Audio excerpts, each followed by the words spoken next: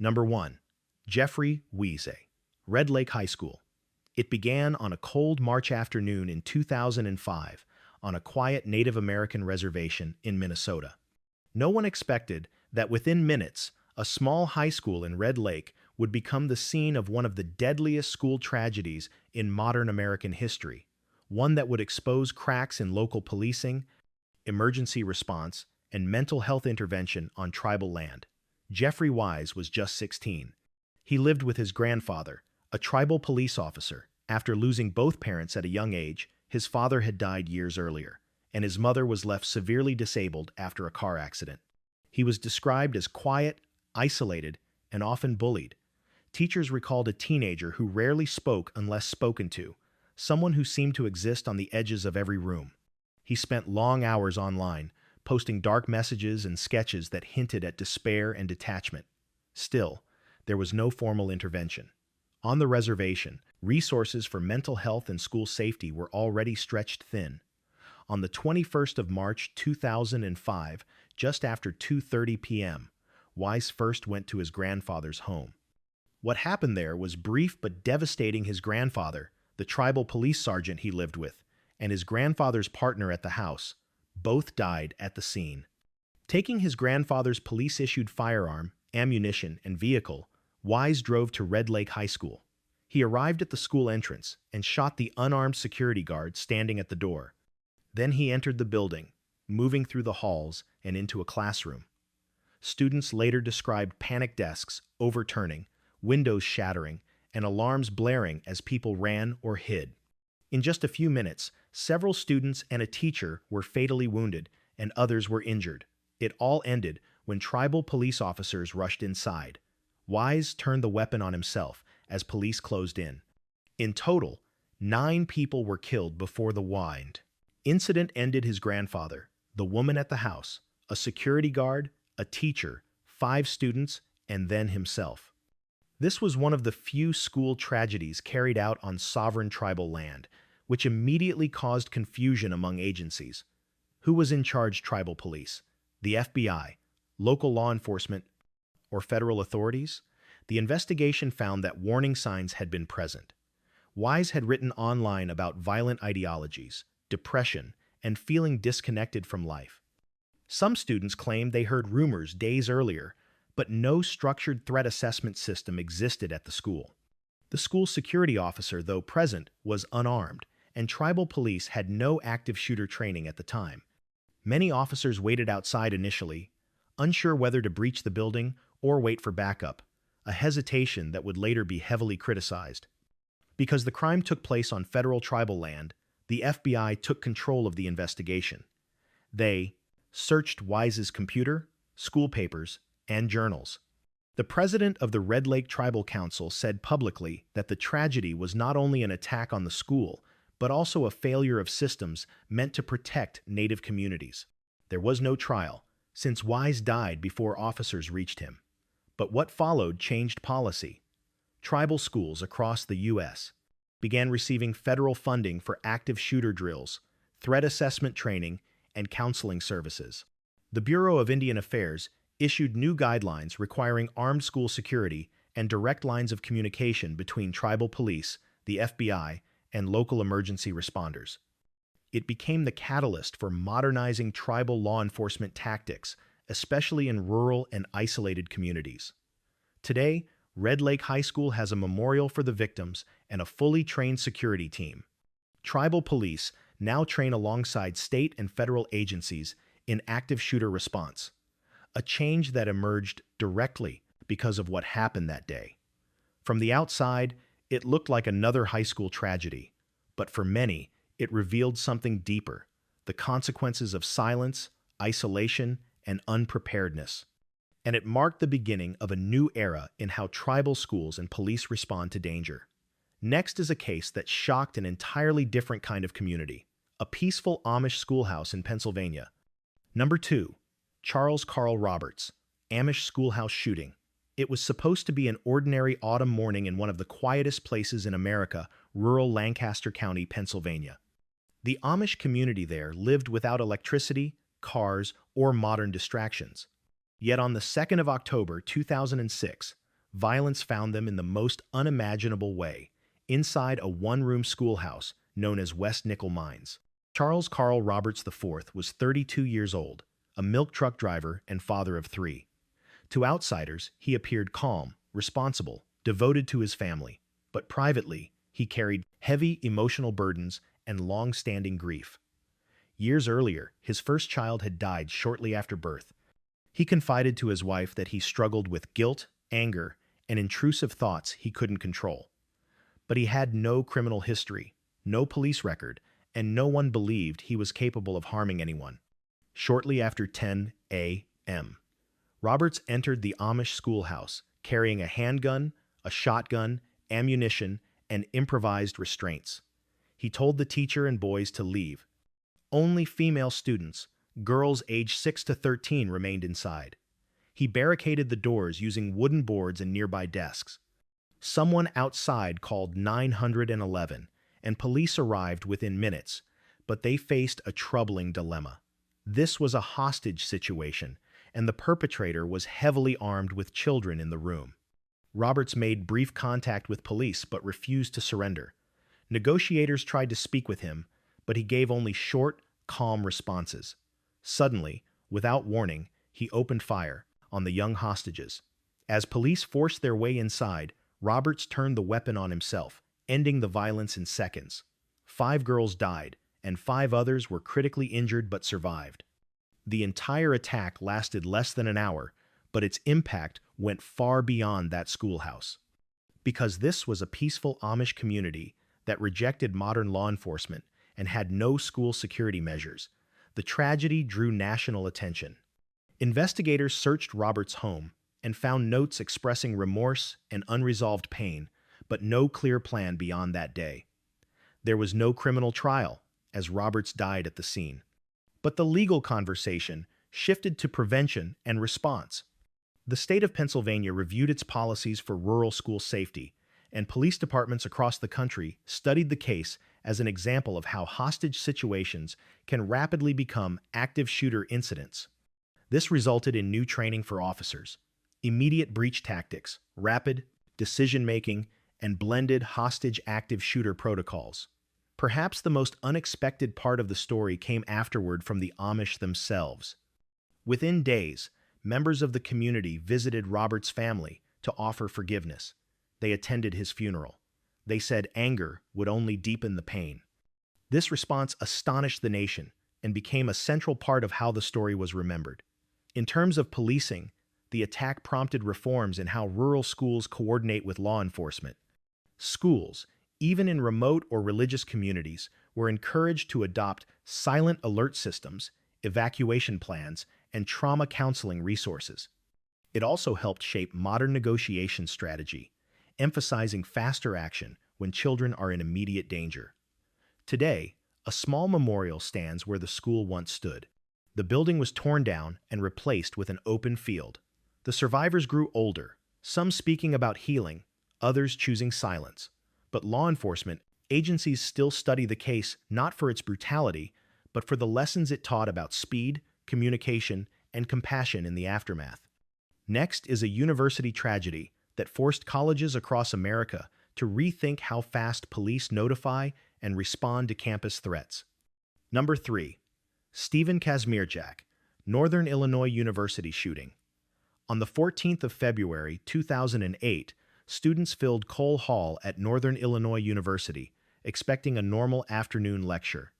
Some were thinking about upcoming exams or weekend plans.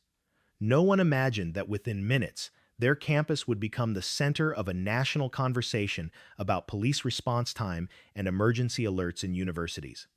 Stephen Kazmierczak was 27 years old. He had once been an honor student at NIU, majoring in sociology.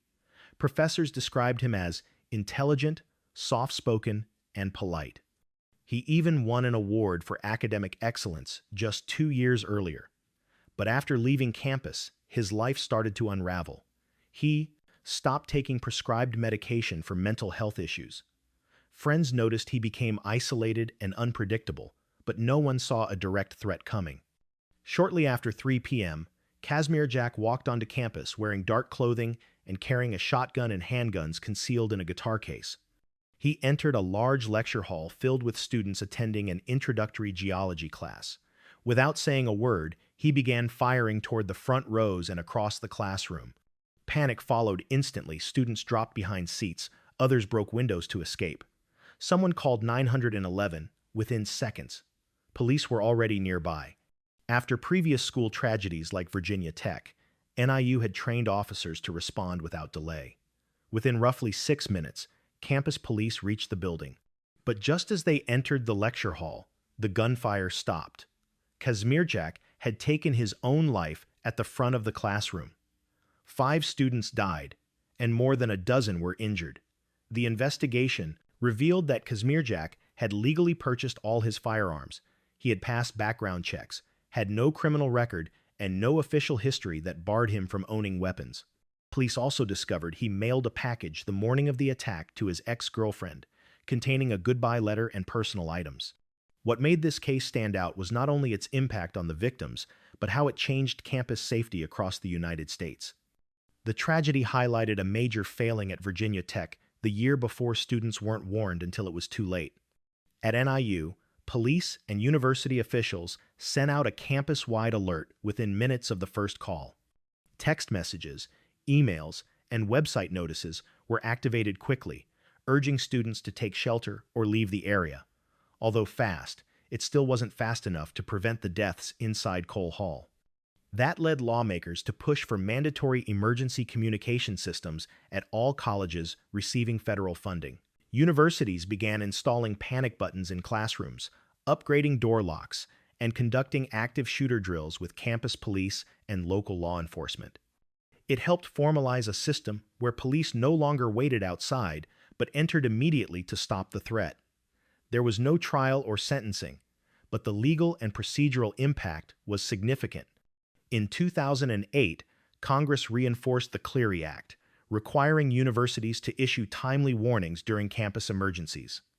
Schools were also required to develop written emergency plans and conduct regular training.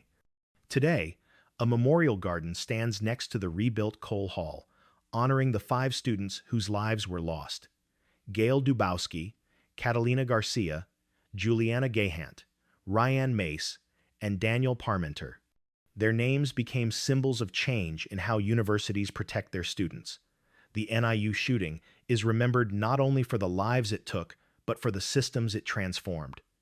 It forced schools to answer a difficult question: how fast can you warn thousands of people when seconds make the difference between safety and tragedy? Next is a case that didn't happen in a school, but inside a government building, where a man walked into a city council meeting and opened fire. Number 4. Charles Cookie Thornton, Kirkwood City Hall shooting. It was a quiet February evening in Kirkwood, Missouri. Inside City Hall, a local council meeting was underway. Routine, calm, the kind of public gathering where residents debated zoning, permits, and budgets. But on the 7th of February, 2008, the meeting was interrupted in a way no one could have imagined. A man walked inside with a handgun and opened fire on elected officials, police officers, and city employees. It became one of the first modern attacks on a government building during an active session, and it changed how public offices across America approach security. The shooter was Charles Cookie Thornton, a 52-year-old lifelong resident of Kirkwood. He was once a well-known figure in the community, a construction contractor and former firefighter. But over the years, he developed a tense and hostile relationship with city officials. His company received dozens of citations for building code violations and operating without permits. Thornton attended council meetings regularly, accusing city leaders of targeting him unfairly. He became increasingly disruptive and was escorted out of meetings several times. In 2007, he was even arrested for disorderly conduct during a public session. What seemed like a civil dispute was slowly becoming something darker. On the night of the attack, around 7 p.m., Thornton parked near City Hall and walked inside with 2 handguns and extra ammunition. As he entered the building, he shot and killed a police officer who was on duty in the lobby. He took the officer's weapon, reloaded, and moved into the council chamber. Inside, the meeting was being recorded and live-streamed to local television. Thornton shouted phrases condemning the government before firing at council members and city staff. The mayor, Mike Swoboda, was critically wounded. Two council members and a public works employee died at the scene. A second officer, who ran in after hearing the gunfire, was shot as he tried to stop the attack. Within moments, more officers entered the chamber. Thornton was confronted and fatally shot before he could move to other rooms in the building. The entire attack lasted just minutes, but it left 6 people dead, including the shooter, and left the town in shock. The investigation confirmed Thornton acted alone. He left behind written documents expressing anger towards city officials and claiming he was treated unfairly. But there was no evidence of broader planning or accomplices. Legally, there was no trial. But the incident forced a serious discussion across the U.S. about security in public government buildings. Many city halls at the time had no metal detectors, no armed guards, and no emergency lockdown procedures. Council meetings were considered safe community spaces open to the public with little resistance at the door. That changed almost immediately. Municipal buildings began installing metal detectors, panic buttons, and employing armed officers during public meetings. Glass barriers, secure entry points, and evacuation drills became standard in many towns and cities. Mayor Swoboda survived the initial attack, but passed away months later due to complications from his injuries. His death further fueled changes in how local governments protect public servants and citizens during meetings. Today, the Kirkwood case is studied not just as a tragedy, but as a turning point. It revealed that even small-town institutions were not immune to targeted violence, and it reshaped how police departments coordinate with local governments to provide on-site security. Next is an attack that targeted immigrants inside a community center where language barriers and delayed communication changed how 911 systems operate nationwide. Number 5. Jiverly Wong, Binghamton Immigration Center shooting. On the 3rd of April, 2009, a quiet morning at the American Civic Association in Binghamton, New York, turned into a national tragedy. This building was a place where immigrants studied English, prepared for citizenship tests, and sought help building a new life. That morning, over 40 people were gathered in classrooms until a man walked in carrying 2 handguns and opened fire. What followed exposed a critical weakness in emergency communication, especially when language barriers stand between victims and first responders. The attacker was 1-year-old Jiverly Wong, a Vietnamese immigrant who had lived in the United States for nearly 2 decades. He once worked in manufacturing and as a delivery driver, but in the years before the attack, he became increasingly isolated. Friends said he felt humiliated by job loss, struggled with English despite attending language classes at the same center, and believed people mocked his accent. He legally owned firearms and trained at shooting ranges regularly, but had no serious criminal history. At around 10:30 a.m., Wong parked his car against the building's rear exit, deliberately blocking the door so no one could escape. He then entered the lobby and immediately fired at 2 receptionists. One died, the other pretended to be dead, and quietly called 911. Despite being critically injured, she was the first to alert police. Dozens of students in the classrooms froze, hid in closets, or lay on the ground. Many didn't speak English well, which made calling for help almost impossible. Police arrived within minutes, but here was the critical failure. Officers believed the situation was still active and that Wong might be holding hostages. They hesitated to storm the building without clear information or communication from inside. SWAT teams surrounded the building while negotiators attempted to make contact. But inside, Wong had already taken his own life. For 40 minutes, no one entered. Wounded victims remained untreated because police did not know if the shooter was still alive. By the time officers finally entered, 13 people were dead, including the gunman, and 4 were injured. Investigators later discovered a letter Wong had mailed to a local news station, expressing resentment and hopelessness. He wrote that he felt invisible in the country he thought would give him a better life.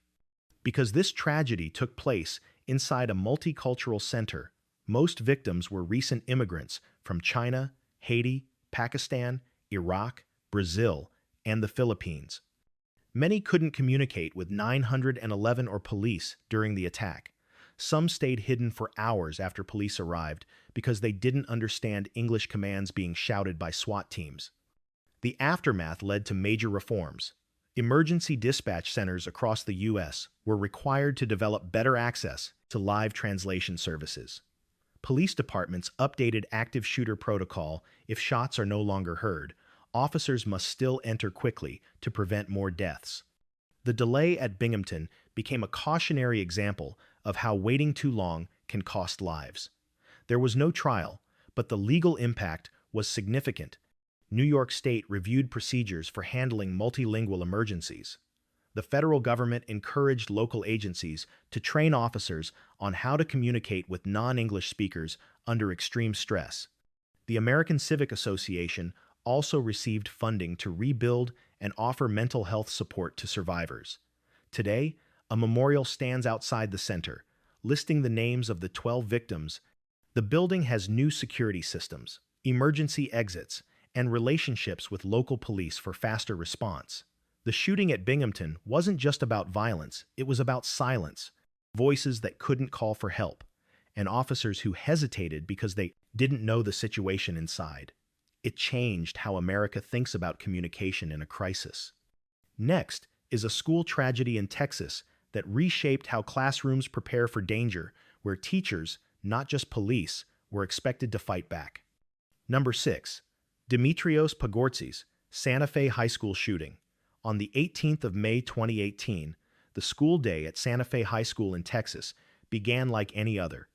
Students moved through the hallways, chatting with friends, unaware that within minutes, their school would become the center of a national debate, not just about violence, but about whether teachers and staff should be armed and how quickly schools should alert police during an attack. The attacker was one 7-year-old Dimitrios Pagortzis, a junior at the school. He wasn't a complete outcast. He played on the school's football team, came from a working-class family, and had no criminal record. But classmates described him as distant, with a quiet, simmering anger. In the weeks before the misconduct attack, he posted images on social media showing a long coat covered in symbols and a shirt that read, "Born to Kill." Few people took it seriously. At around 7:30 a.m., Pagortzis entered the school armed with a shotgun and a revolver, both legally owned by his parents. He walked into an art classroom and began firing. Students and teachers scrambled to hide behind tables and counters. Some broke windows to escape. Fire alarms were pulled, and students flooded the hallways, not yet realizing the alarm wasn't a drill. Police officers were already nearby. Because of lessons learned from other school tragedies, Santa Fe police and school officers engaged the shooter within 4 minutes. Pagortzis exchanged fire with them and eventually retreated into a classroom storage area, where he stayed for more than 20 minutes before surrendering. 10 people died, 8 students and 2 teachers, and 13 others were injured. During the investigation, authorities found improvised, explosive devices on campus and in Pagortzis' home, suggesting he had planned the attack for some time. He told police he spared certain students because he liked them and wanted his story heard, not ended. Legally, he was charged with capital murder and aggravated assault against a public servant. Because he was under 18, he was not eligible for the death penalty. Court proceedings were delayed repeatedly after he was found mentally unfit to stand trial. As of now, he remains in a secure mental health facility, with the possibility of trial still pending. This attack set off major changes in Texas school safety. Unlike previous tragedies, police had responded quickly, but even that wasn't fast enough to stop the loss of life. In response, Texas lawmakers introduced the Guardian program, allowing trained teachers and school staff to carry firearms on campus. Schools across the state were required to install panic alert systems, reinforce classroom doors, and conduct regular lockdown drills. The state also mandated that each district create a threat assessment team to identify students showing warning signs. Nationally, the Santa Fe tragedy shifted the question from "how did police respond" to "should schools defend themselves before police arrive?" It emphasized that rural schools might face longer delays for backup and that communication between staff and law enforcement needed to be instant. Today, the school has been renovated with new fencing, camera systems, and a restructured layout to limit entry points. Families of the victims still push for accountability, not just for the attacker, but for how systems failed to recognize danger before it happened. The Santa Fe High School tragedy left a painful legacy, but it reshaped school security in Texas. It reminded the country that even when officers respond quickly, preparation inside the school can determine whether lives are lost or saved. Next is a case where the victims weren't students or officials, but journalists, an attack inside a newsroom that changed how media offices handle threats and police protection. Number 7. Jared Ramos, Capital Gazette newsroom shooting. On the 28th of June 2018, journalists at the Capital Gazette newspaper in Annapolis, Maryland, were doing what they did every day, editing stories, checking headlines, preparing for deadline. Their office was small, quiet, and open to the public. They didn't have security guards, metal detectors, or panic buttons. That afternoon, a man walked through the front doors with a shotgun. In less than a minute, everything changed, not just for the newsroom, but for how police and media organizations across the country prepare for danger. The attacker was 8-year-old Jared Ramos. Years earlier, the newspaper had published a story about his harassment case. Ramos sued the paper for defamation, but a judge dismissed it, saying all of the information was accurate. From that point on, Ramos became fixated on the newspaper and its staff. He sent angry emails, posted threats online, and repeatedly complained to courts and police. Yet because he never acted violently, authorities said there was little they could do. On that summer afternoon, Ramos entered the Gazette building just after 2:30 p.m. He had planned the attack carefully. He barricaded the back exit to trap people inside, then stepped into the open newsroom and began firing. Reporters hid under desks, some sending messages to loved ones, others calling 911. Within about 60 seconds of the first shots, the call reached police. This time, unlike older cases such as Binghamton or Columbine, officers didn't wait. Within 2 minutes, they entered the building, moving toward the sound of gunfire. Ramos was found hiding under a desk and surrendered without resistance. 5 employees of the newspaper died: Gerald Fishman, Rob Hyason, John McNamara, Rebecca Smith, and Wendy Winters. The aftermath sparked urgent questions. Why wasn't the newspaper protected, even after years of documented threats? Journalists said they had felt vulnerable for a long time, but most newsrooms in America had little to no physical security. Investigators found that Ramos had spent years planning. He removed his fingerprints to avoid identification and damaged his own weapons to slow ballistic tracing. But he carried no exit plan. His intent was to make a statement, not escape. Ramos was charged with 5 counts of first-degree murder. In 2021, a jury rejected his insanity defense and found him criminally responsible. He was later sentenced to multiple life terms without the possibility of parole. This attack forced newsrooms across the country to confront a new reality. Journalists were now potential targets. Security protocols changed immediately. Many newspapers installed locked entry doors, panic alarms, bullet-resistant glass, and required visitor check-ins. Police departments updated their active shooter training to include media offices specifically, recognizing them as high-risk sites during public controversy or political tension. The Capital Gazette staff did something remarkable. After the attack, they still published the next day's paper. On the front page, under the masthead, one line read, "Tomorrow this newspaper will publish." It became a symbol of resilience. Today, the building where the attack occurred stands with tighter security, but the desks of the victims remain memorials. The Gazette case didn't just change how newsrooms think about safety, it reminded the world that threats, even when ignored or dismissed, can grow into violence. Next is a case from Florida, where a quiet yoga studio became the scene of a targeted attack and exposed failures in identifying warning signs of violent ideology. Number 8. Scott Byral, Tallahassee hot yoga studio shooting. On the 2nd of November 2018, A peaceful yoga class was underway on the second floor of a small studio in Tallahassee, Florida. Soft music played, lights were dimmed, and people were stretching in silence. Then, without warning, a man walked in, armed with a handgun.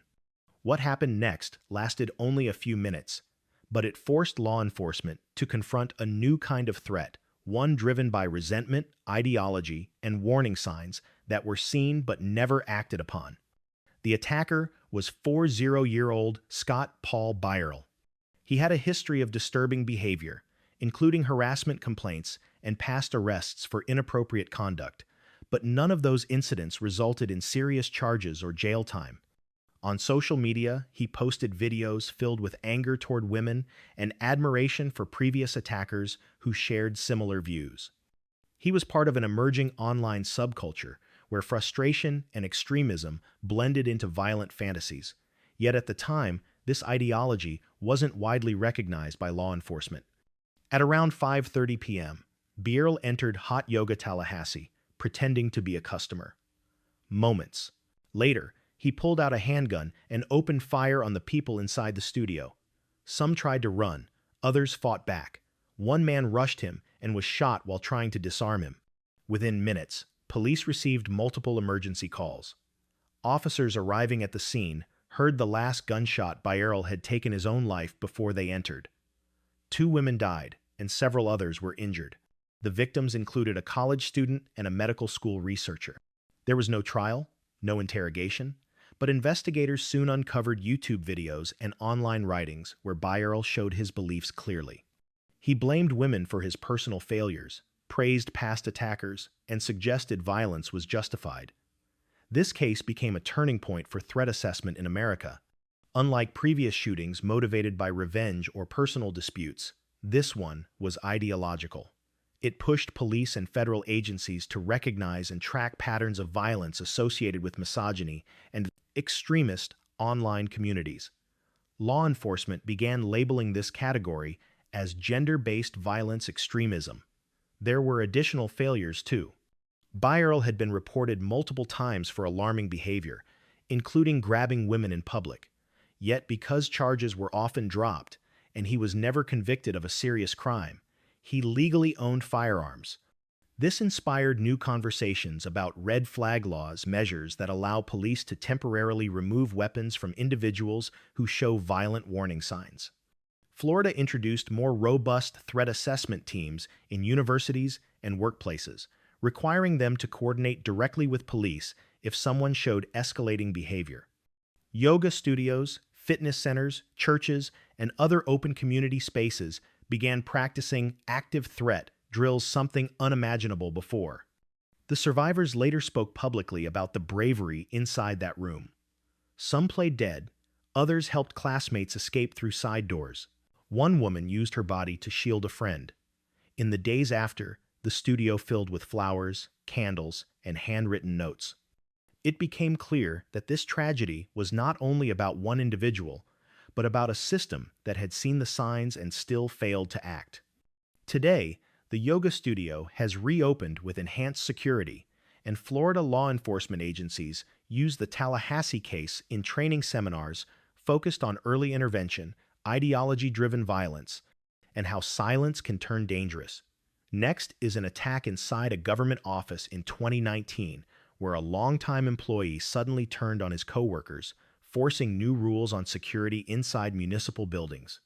Number 9. Dwayne Craddock, Virginia Beach Municipal Building. Shooting the 31st of May 2019 began like any other workday at the Virginia Beach Municipal Center in Virginia. Employees from public utilities, planning, and city administration went about their routines, but by the end of the afternoon, the building would become one of the deadliest municipal office crime scenes in U.S. history, prompting cities across the country to rethink how government workplaces are protected. The attacker was 40-year-old Dwayne Craddock, a certified engineer who had worked for the city's public utilities department for nearly 15 years. He had no criminal record, no history of violence, and was described by colleagues as quiet but polite. However, in the weeks before the attack, Craddock submitted his resignation. Some coworkers noticed he seemed withdrawn and uneasy. What no one knew was that he had already begun planning the assault. At around 4 p.m., inside Building 2 of the Municipal Center, Craddock used his employee keycard to access secure areas as staff were wrapping up their workday. He carried two legally purchased handguns with extended magazines and a suppressor. Without warning, he began firing in office hallways and inside workspaces. Employees frantically called 911, barricaded doors, or hid inside closets. Police received the first emergency call within minutes. Officers were already nearby and entered the building rapidly, following modern active shooter protocol. But the structure of the building, multiple hallways, closed rooms, and keycard-only sections made locating the attacker extremely difficult. Gunfire echoed across floors, and visibility was low. Craddock moved through the building, firing at anyone he encountered. After nearly 36 minutes, police found him on the second floor. A gunfight broke out between Craddock and officers. He was critically injured in the exchange and later died at the hospital. 12 people were killed and 4 others were injured. All victims were city employees or contractors who worked in the building. The investigation revealed that Craddock had purchased firearms legally. He had no documented threats, no direct warnings to law enforcement, and no clear manifesto. This made it one of the most challenging types of cases violence, coming from a trusted insider. With no trial possible, focus shifted to prevention. Local and federal agencies studied how a secured municipal building with police-trained staff could still be so vulnerable. The attack led to immediate changes. Metal detectors and armed security were added to government buildings across multiple states. Employee keycard access systems were redesigned so police could override locked doors during emergencies. Panic buttons and silent alarm apps were placed on office computers and staff phones. Cities implemented threat assessment programs to identify employees showing signs of severe stress or instability. Victims' families criticized the city for outdated floor plans and a lack of internal communication during the attack. In response, Virginia passed legislation requiring government offices to create emergency response plans, perform active threat drills, and ensure real-time coordination between building security and police dispatch. A memorial now stands outside the building, engraved with the names of the 12 people who lost their lives. City officials vowed to never return operations to the exact same rooms where the tragedy happened, out of respect for the victims. What made this case especially alarming was how ordinary everything seemed before it began. No manifesto, no public threats, just a longtime employee who one day walked into work and never left. It showed police that even secure workplaces can become targets from within, and that preparation must go beyond exterior threats. Next is the final case. Number 10. Samuel Cassidy, San Jose VTA rail yard, shooting the 26th of May, 2021, began like any ordinary morning at the Santa Clara Valley Transportation Authority rail yard in San Jose, California. Mechanics, controllers, and engineers arrived before sunrise, preparing trains for daily service. But just after 6:30 a.m., the workplace turned into the scene of a tragedy that revealed how unprepared law enforcement agencies were when raiders came to coordinating with each other during an active threat. The attacker was 57-year-old Samuel Cassidy, a maintenance technician who had worked at VTA for nearly 20 years. He was known for being quiet, easily irritated, and often isolating himself from coworkers. Some said he held on to grudges for years, but he never made a threat that resulted in serious disciplinary action. Unknown to those around him, he had also been collecting firearms and ammunition at home. That morning, Cassidy set his own house on fire, then drove to the rail yard while the fire spread behind him. He used his employee badge to enter secure areas of the facility, carrying handguns and multiple loaded magazines. Without any warning, he began shooting his coworkers in 2 different buildings. Some victims were targeted at close range, others were caught while trying to escape. Chaos spread instantly through the workplace. People hid under desks, locked themselves in rooms, or called loved ones in their phones. Police officers from several departments arrived within minutes. But because the attack took place in a government facility with restricted access, some officers couldn't immediately enter certain buildings without security cards. Different agencies were using separate radio channels, meaning not everyone on scene could communicate clearly. By the time officers moved deeper inside the facility, Cassidy had already taken his own life. 9 VTA employees were killed. The investigation found that Cassidy had legally purchased his weapons. In his burned home, authorities discovered ammunition, paperwork showing financial frustration, and notes expressing anger towards coworkers. There was no criminal trial, no confession in a courtroom, only his actions and the questions they left behind. What followed was a major shift in how cities across the U.S. prepared for violence in municipal workplaces. Officials realized that even when police arrive quickly, confusion between agencies can cost lives. In response, law enforcement in Santa Clara County began operating on shared emergency radio systems.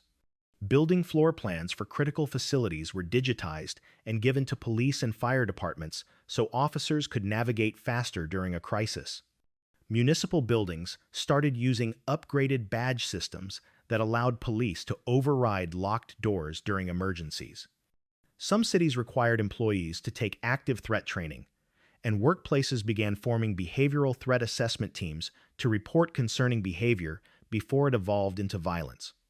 Families of the victims pressed lawmakers for change, arguing that people should not feel unsafe going to work in a government building. California legislators answered by passing new workplace safety standards and requiring emergency response plans in state-run offices. A permanent memorial now stands outside the rail yard, honoring the employees whose lives were lost. The buildings remain in use, but the culture around safety there has changed forever.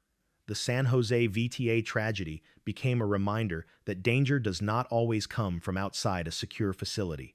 Sometimes it walks in with a badge, unnoticed, until it's too late.